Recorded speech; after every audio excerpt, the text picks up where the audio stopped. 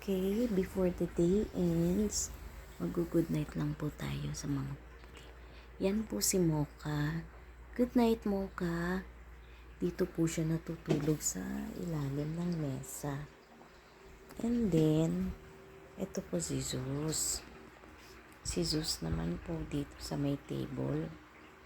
Natutulog kaya po nilagyan namin ng basahan. And then,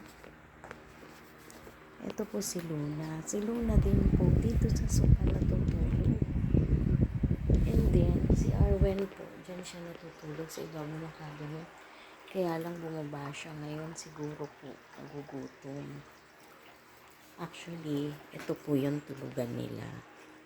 Binili namin sila ng 3 bed. Dyan po yung magkakapatid at yung magnanay. At dito naman po yung bed ni Mocha kasi si Mocha po inadapt namin yan, pero hindi po nila yan ginagamit.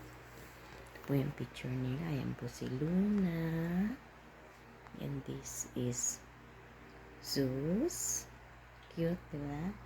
Arwen, kambal po sila, and this is Mocha. Meron pa po kami dati.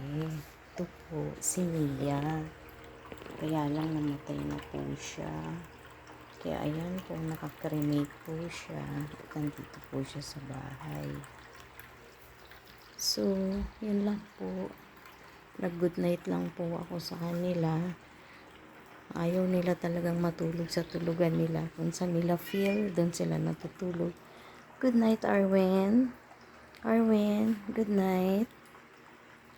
Good night, Arwen. Hi, good night. Sleep well, okay? Good night. Yun lang po. Good night po.